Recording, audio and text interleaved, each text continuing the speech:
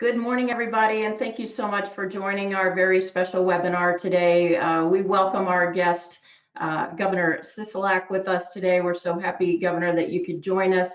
We have a record number of people on this call today, upwards of 1,000, maxing out the line today, so we appreciate everybody's engagement and participation in our webinar. Chairman Burns is going to introduce the Governor in just a moment, but first, I'd like to really commend you, Governor Sisolak, on your driving passion to keep Nevadans safe and to keep this curve as flat as possible in an effort to keep us from overwhelming all of our hospitals. That has been a major factor in our ability to move forward into phase one. And also the foresight that you had in creating this COVID-19 task force, which is led by Jim Murrin. We really appreciate that because their ability to raise upwards of $12 million to collect PPE has been an outstanding effort on behalf of the state. And on that note, the Vegas Chamber and all other chambers across the state are participating in your Stay Safe, Stay Open campaign. I wanted to announce that we'll be working with the other chambers to distribute marketing posters that were procured and purchased and will be distributed by Clark County Chairwoman Marilyn Kirkpatrick. And then we're also working with Alex Dixon to receive those face coverings next week, which will also be making available to our members so that they can safely expedite the moving to phase two, hopefully. So with that, thank you again so much for joining us today. And I would now like to turn it over to Chamber Chairman, Mr. Tom Burns of Cragen and Pike. Tom? You bet. Thank you, Mary Beth. And thank you, all of you for joining us. In a few minutes, Governor Sisolak will make remarks about the latest information in Nevada about COVID-19 and his plan to continue to open safely the business and economy of the state of Nevada. Representing you at all levels is what the Chamber's top priority is. And because we know how much government can impact your business, especially in our business in these times like these, it is my honor today to introduce the governor of our state, Steve Sisolak.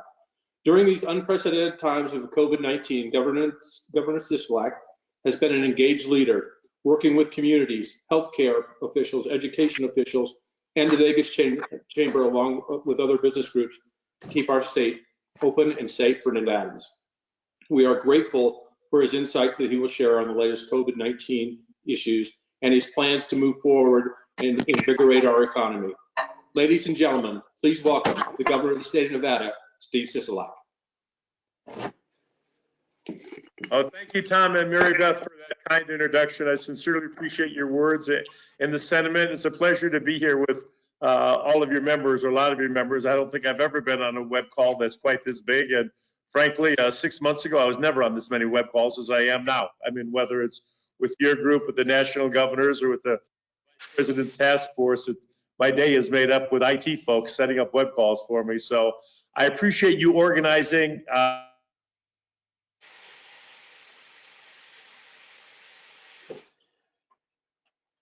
This important call to speak. I know there's a lot of questions for me, and I know we've got some time to take some of them, and I'm happy to answer those as best as I possibly can. But I want to express my gratitude for this opportunity and for your willingness and your help to get us through the time that we've had. And Mary Beth, what you said about the task force and Jim Murrin, I can tell you that these days it seems like this has been years that we've been in this COVID crisis, because the days all run together. And I don't know what day it is from one to the other, but I remember when Jim and I got together and he offered to help me, and using a lot of the resources of the chamber and your members and their contacts, quite frankly. It wasn't just the money, and they did raise a lot of money, clearly, but they had contacts in China that we didn't have, in Taiwan and Japan and all over the globe, and working with some of the mining companies to get some of the help us with our PPE. We got to jump on a lot of other states because of the resources that were brought to us through some great chamber members and our business community, which is very helpful. That allowed us to get personal protective equipment into our hospitals, into our first responders, and frankly, it saved a lot of lives, and we sincerely appreciate that. As I said way back when I gave my State of the State in January 2019, which seems like a decade ago right now, the way things have been running, businesses are propelling our economy, and we were on an enormous trajectory. And things were looking good. We're looking for the next session and how we're going to deal with being able to balance our budget and spending money. But this pandemic caused unimaginable problems, and the impacts it had on everything from our businesses to our schools to our governmental entities. It required more of us, and it forced us to pull together and to get together on how we're going to deal with these situations. And I am thankful and I'm grateful every single day for the Nevadans that have stepped up to be part of the solution, not to be part of the problem, but to be part of the solution, offer their advice, offer their suggestions, and just try to help us get through this time. We are facing problems, particularly small businesses are facing problems that they could have never imagined. I could have never imagined that you would shut down. One day I would have to make the decision to shut down the entire strip and, these businesses, and that was difficult. That I know the impact it's had on small businesses, and I am confident we will be able to provide the energy and the resiliency for those businesses to move forward. I'm proud how Nevadans have reacted during this crisis. Together, they've managed to help us flatten this curve, and I can tell you that has saved literally thousands of lives. There's no doubt in my mind, had we not done this, we'd be in much worse position today. We will work to get the businesses and our communities back, but the way Nevadans have reacted have allowed us to flatten the curve the way we have. We have a downward trajectory in our positive testing cases. We've got an upward trajectory in the amount of tests that we give. We've got a downward trajectory in deaths. In the areas that we go by, the amount of ICU beds that are used for COVID patients continues to trend downward, and that's extremely important to us that we have capacity for surge if we get one in the foreseeable future. So the community has worked with us to help that happen. And our first responders, state superintendent working on the education front with all 17 superintendents across the state to try to develop a plan, not just for this year, but for next year, how we're going to deal with education and trying to get kids educated and continue them on their educational careers. My team has been absolutely outstanding in terms of dealing with this entire situation. We work 12, 14 hours a day, 7 days a week, because there's always a situation we're dealing with, whether it's statistics and testing or unemployment or reopening or the phasing and those sort of things. And I can't thank my team enough, and I can't thank the chamber enough for being so cooperative to help us, to provide information, to be a resource. And we've used that resource, and I'm proud to use that resource and everything that you bring. So thank you for what you've done, for your time, for your dedication to Silver State. We're in this together. It's going to be a road back, but we have a pathway to get back, and I'm confident that we're going to be able to do that. And working together, we're going to make that all possible. And for all of your members and the chamber that have helped so much, they've helped feed the folks that didn't have food. They've helped with the businesses to continue. They've helped with the schooling. And if you got folks that are working from home, schooling their kids at the same time and helping get us our community back together. And that's what the chamber is all about. And it's been just a delight to work with you. And I couldn't ask for a better partner. I couldn't ask for a better partner than the Vegas Chamber, and I'm thankful every day for everything that you do for us. So with that, I'm happy to take a couple of questions. Thank you, Governor. Now I want to open up the conversation with you for a few questions. Members on the phone may also ask questions. Sure. You can ask a question through the chat feature on the web or through the mobile app, and we'll read them back to the governor. Mary Beth? Yes, thank you, Mr. Chairman. I also want to let you know, Governor Sisolak, that a lot of these questions that we're starting with have come from our members as well. So we appreciate your time today in taking these questions. We know that you've worked closely with governors of the other Western states, especially through the Western States Pact. How do you think joining this pact has benefited the state of Nevada, and what have been some of the key takeaways that have helped shape your policy decisions in your response to COVID-19?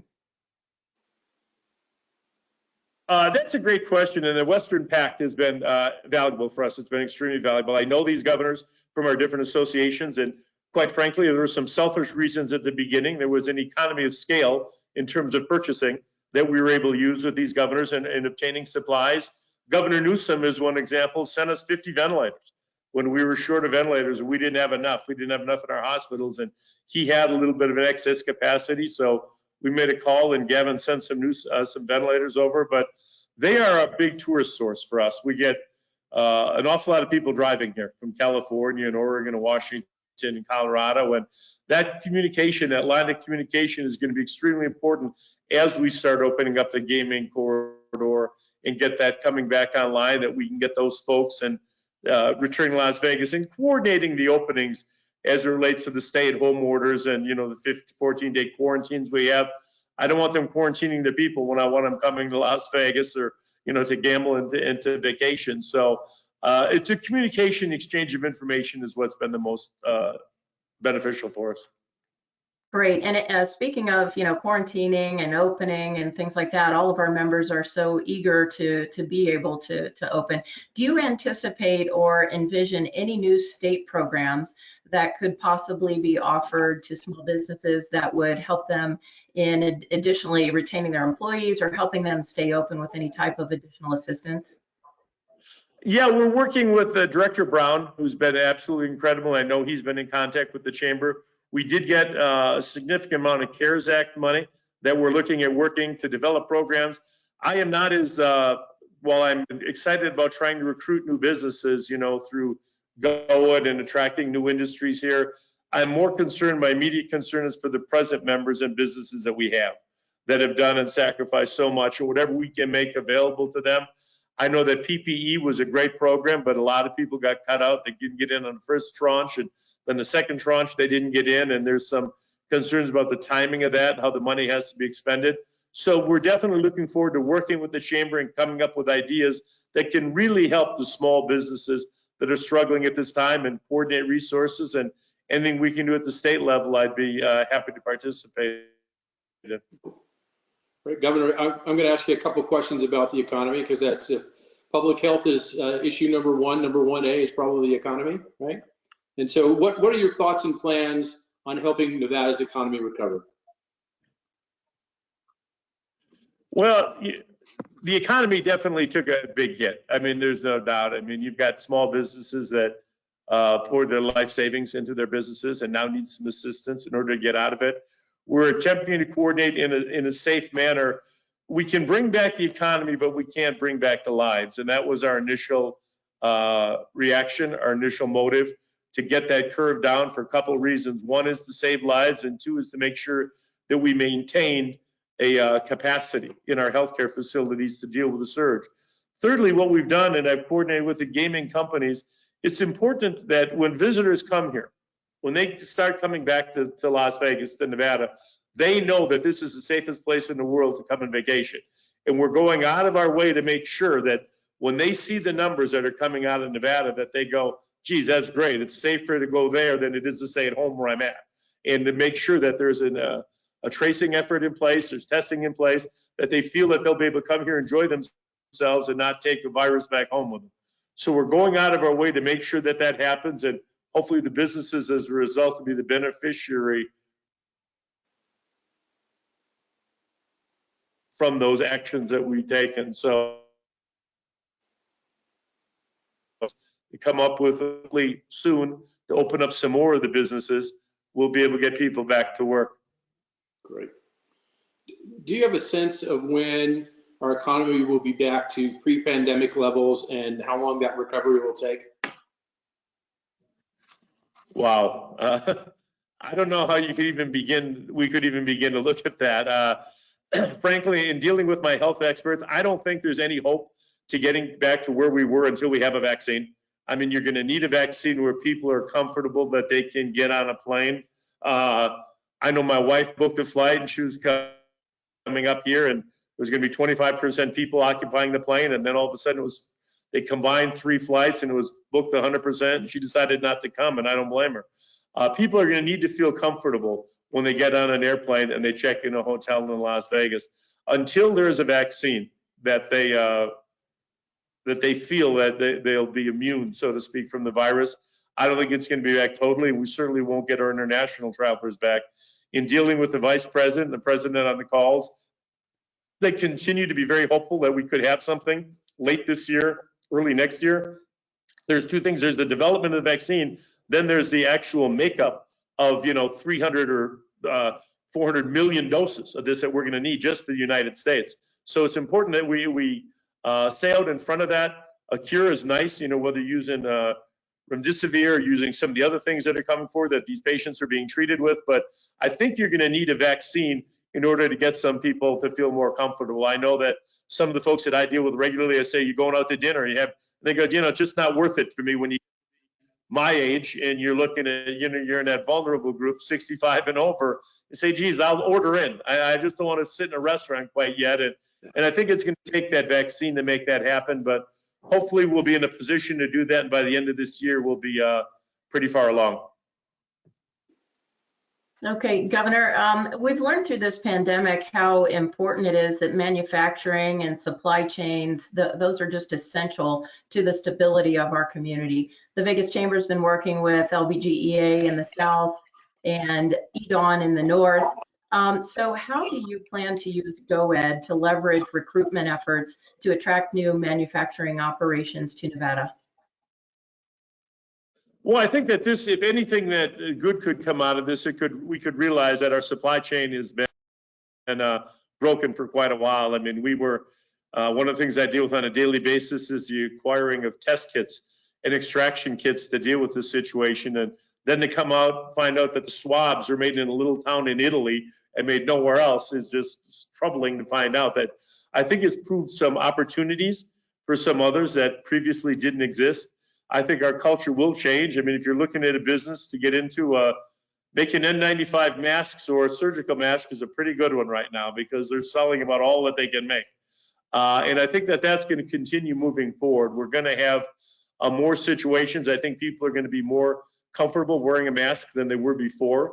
And the need has come clear between the health districts, the responders, the hospitals, the facilities and so forth, that we need more of that. So I think we need to bring more of our supply chain back into this country. We exported a lot of that, and it's unfortunate it's not viable here right now, but I think that there are some opportunities we can learn from that. The same is true on the food chain, that we've realized that some of the folks don't get enough credit. When you look at the truckers and the stores, the front-end grocery store clerks that are stocking these shelves, I mean, it's shocking to me to believe that there could be a national shortage of toilet paper, but there was for months because we just didn't have the supply chains available, but they kept it going. And I think we're going to have to reevaluate and get a little more technology in supply chains and hopefully give some of the smaller companies an opportunity to participate in this. Governor, you recently declared a fiscal state of emergency for the state of Nevada. Can you share what that means for the state as a whole, how it helps local governments, what it means to Nevadans as a whole? Yeah, the fiscal emergency, what it does is it frees up more federal resources for us. It gives us more flexibility with our state resources in order to be able to expend them in an efficient manner. I mean, some of this is difficult. When you're buying PPE, it's hard to go to interim finance committee and get orders. And by the time you do that, another governor has bought it out from underneath me, and then we can't buy it. So the fiscal emergency avails us of more federal funding. It avails us to use a National Guard more than we previously had, which has just been a heaven sent to be able to get those folks in here and help us to respond to this virus in the way that we did. So it was a matter of providing us with more resources and at the same time providing us with more flexibility. So that was the reasoning behind it. Okay, Governor, I'm getting a lot of questions about this at the Chamber from our members. As a result of this pandemic, of course, this is clearly impacting the state's budget for 2020 and into 21 and probably well beyond that. Is K through 12 education subject to the potential cuts as part of your call for state agencies to provide budget cuts and recommendations K through 12? Well, we're going to have a lot that we're going to need to look at when it comes to budget cuts. We tried to get out front early and let everybody know that, look, start trying to accumulate some savings in this current fiscal year because we're going to have to get in the next fiscal year. We did use a rainy day fund. We freed that up, and it's going to help us provide our funding through the DSA account to the schools and to higher ed at the same time. Education has been a #1 priority for me. It continues to be a priority, educating our students. I think they got kind of shortchanged with the distance education. Some districts handled it much better than other districts did, and we're more in line to handle online education and parental involvement than others were. That being said, when we get into this, We're trying to get some more money. We're talking about another tranche of money coming from the federal government, which would provide us some resources at the state level to fill these budget holes.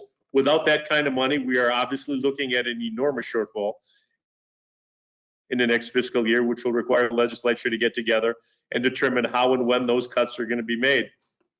I asked for agencies to submit potential cuts and reductions in services, as it were. I do not want to make it, it's not going to be an across-the-board cut where everybody gets the same. It's going to be done on a case-by-case basis, but I don't know how we're going to get out of this without everybody participating, but we're certainly looking at any new potential revenue sources we could get from the federal government. This is not a time to be raising taxes, clearly, but if the federal government is going to have a package that's going to provide some resources for states, our unemployment is higher than anybody's because of the hospitality industry, and hopefully the government's going to realize that we're going to get some resources. I know we have regular calls with our federal delegation. I've got one a little later today on my way back to talk about just that, what resources and flexibility can be made available to us in this situation. Governor, throughout the entire pandemic, it's been clear that public health is your #1 priority. And I was wondering if you thought that would be a top priority coming up in the upcoming legislative session, and what you'd like to see us improve on throughout the state.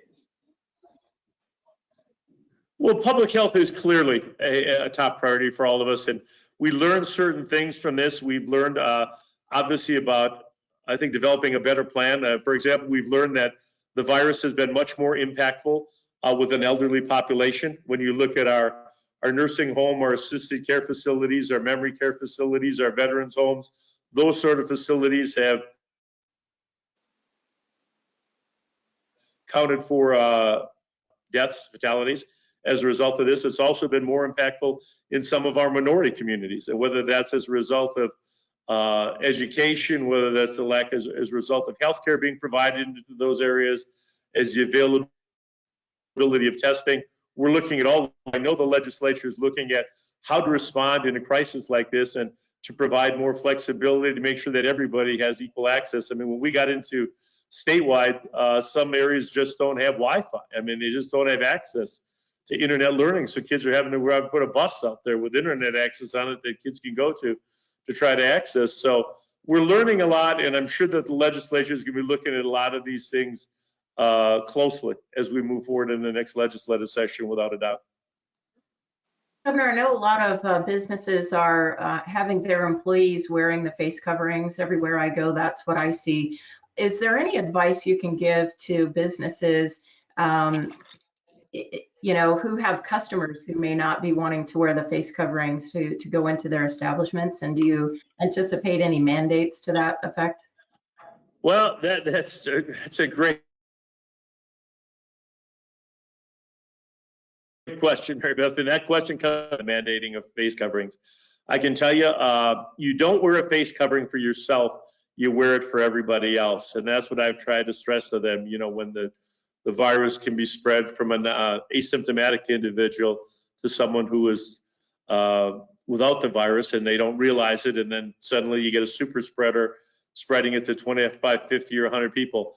I understand. I don't think it's a matter of the face covering. I think it's a matter of people not wanting to be told what to do.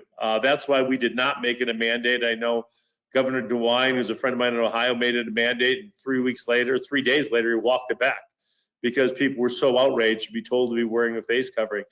CDC evidence has shown us that it does work to reduce the spread to other individuals, especially the people that are wearing it. If you're asymptomatic, obviously you don't know you have the virus.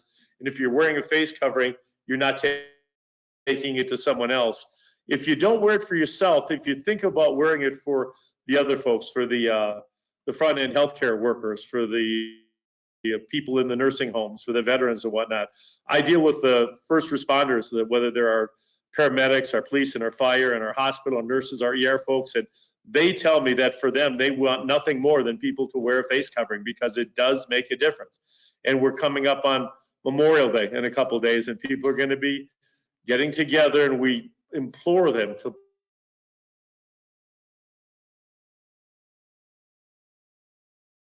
please practice social distancing house or anyone else's house and wear that full face mask. I know some businesses have taken a pretty firm stand on this. Costco didn't, but then they did, and they were on one of our calls and said that they thought it was in the best interest of their employees.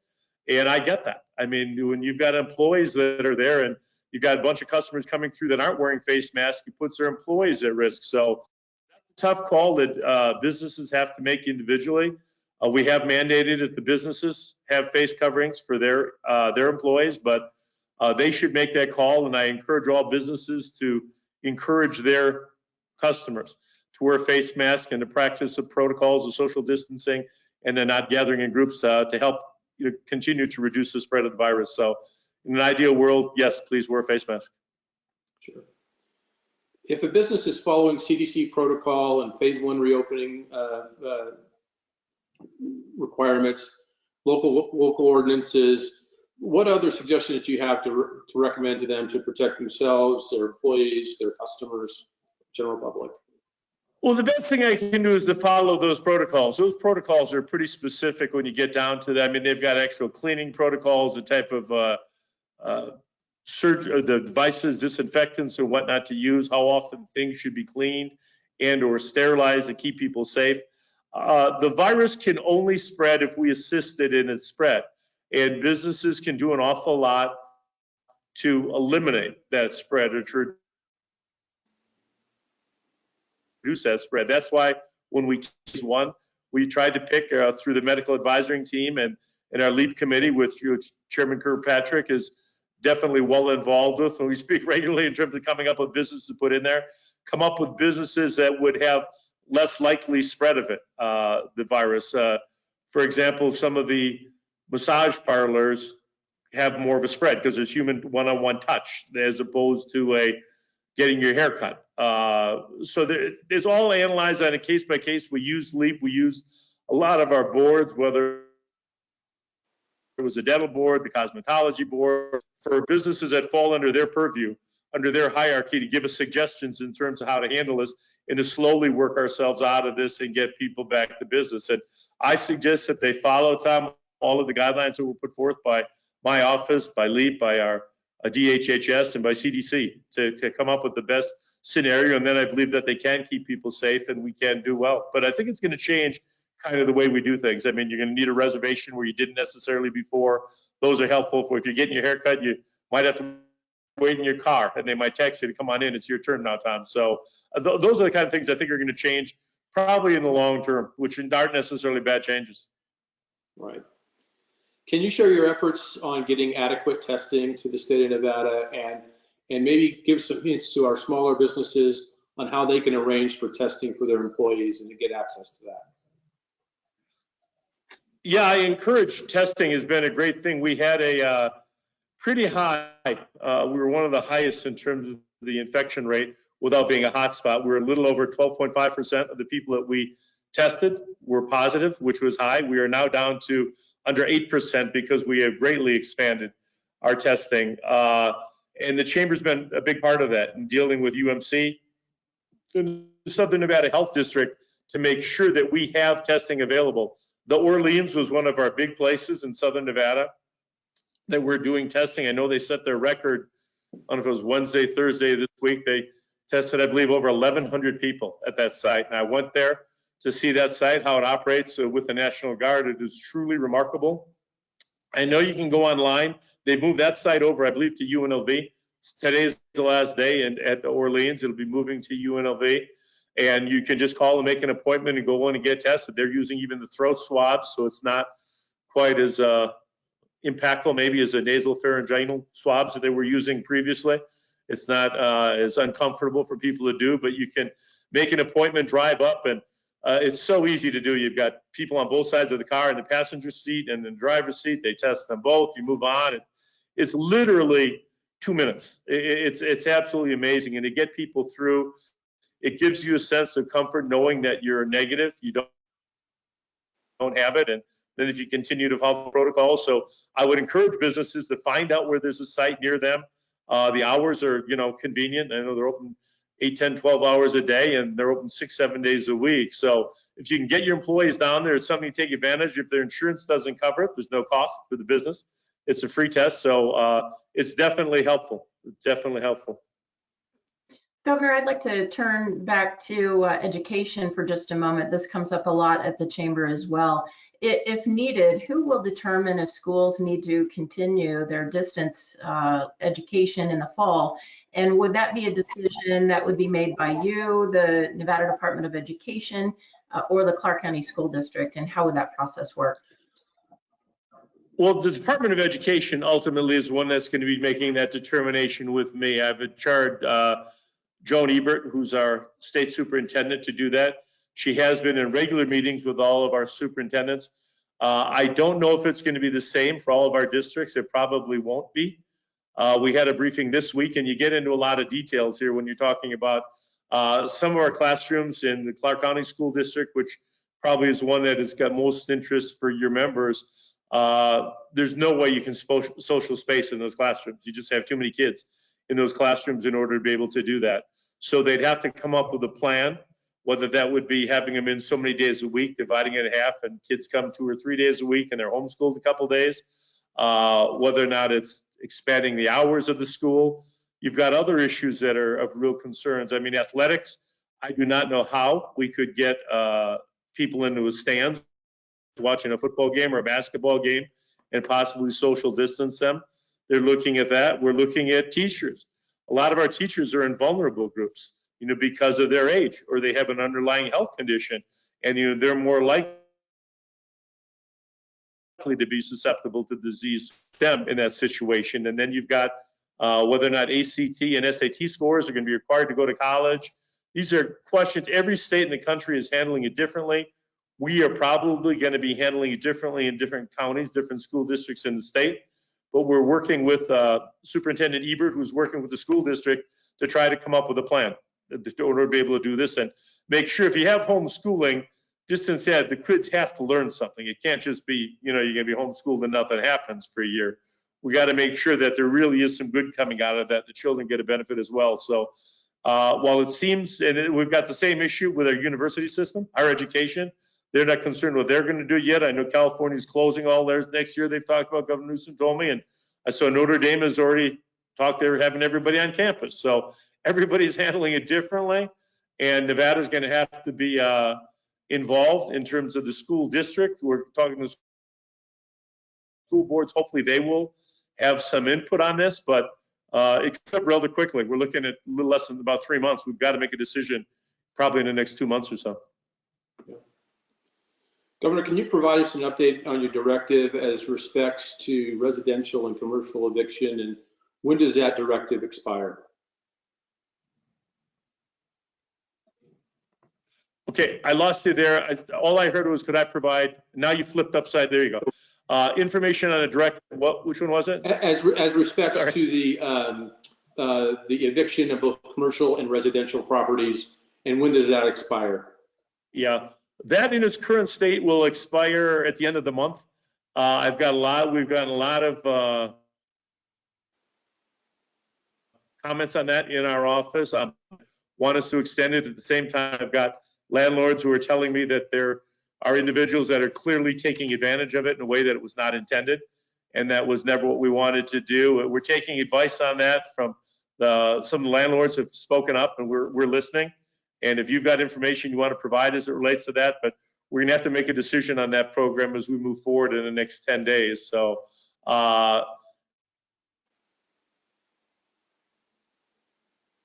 it's important, right? We wanted to not have people evicted in a tough situation. At the same time, I understand landlords still have their bills to pay. They've got their mortgages to pay, and we're going to do what we can to help them at the same time. So if you've got some input on that one, we'd be happy to take it. Right. Governor, as we wrap up today's call, I know we're short on time now. We want to thank you again for being with us today. I want to remind everyone that the biggest chamber and all the other chambers are participating in your Stay Safe, Stay Open campaign. We'll have those posters and the face coverings this next week. On that note, are there some final thoughts that you'd like to leave us with as we contemplate perhaps moving to phase 2 at some point safely? Yeah, and I appreciate the opportunity to be with you. And I want to talk a little bit. I'm going to forget that I got Tom and Mary Beth on the screen. I want to talk to the members for just a little while. And I was a small business owner, and I know what it's like. And I can tell you, I deal with a lot of chambers across the state, believe me, more than you can imagine. And the Vegas Chamber does a remarkable job representing their members. And we go to the chamber for input, for information, just like I asked on the eviction situation. That's where we get my information. It's difficult for me, as much as I'd like to reach out to 800 or 900, 1,000 of your members individually and say, what does everybody think about this? Time doesn't allow that simply to happen for me. So it has to be done through an organized setting. And the Vegas Chamber has done a remarkable job in being not just an advocate for their members, but being a resource for my office and my administration, because it's a two-way street. You are our conduit to your members as you talk about a campaign to open back up, and you get those materials out to the individuals. And I understand that you run into some pushback from some of the members as it relates to a situation that we put in place, an executive order, whether it's about a closure or wearing a mask. But as members, I can tell you, if you communicate with your chamber, sometimes, you know, I know members, when I was there, you pay the dues, you send in a check, and you maybe go to one or two of the gatherings a year. That's a big mistake. If you don't take advantage of the services that the chamber has to offer, you're really missing something that is beneficial, not just to the members and to the chamber, but to an administration, to any governmental body. It's just great to have somebody that you know that you can call, and not only will you give me information, you'll give me information I can trust, and you're never going to give me bad information or lie to me or tell me something that's an untruth. And that's pretty rare commodity when you're up here in Carson City. I deal with a lot of lobbyists, and sometimes they represent their clients to every end and just tell you what you want to hear. And the chamber's not that way. They tell you the good and they tell you the bad, and do a tremendous job. And I want the members to understand that it's a great resource that they have being member of the Vegas Chamber. And I will continue to work with you, and we'll work with you as we move into phase 2 and 3 and get gaming back opened up. And I promise to work as hard as we can to get this economy back on track and get people coming back to visit Las Vegas. It's the greatest place in the world to have a vacation, an experience, and I look forward to working with you into the future. So thank you for having me today. That's great. Thank you so much, Governor Sisolak. We appreciate all your service and your work, and we appreciate your time today. And as always, when the chamber and all of the chambers can be of service to you, please don't hesitate to reach out to us. And if anybody needs any information, visit our website, vegaschamber.com. Chairman Burns, any closing remarks from you? I just wanted to say thank you to the governor. You've been very generous and gracious with your time. We appreciate your service to our state. Please travel safely. Thank you. I appreciate it. Stay safe, stay healthy, and stay a member of the Vegas Chamber. They do a lot of good for you. Thank you all very much. Have a great day. Thank you. Thanks, Governor.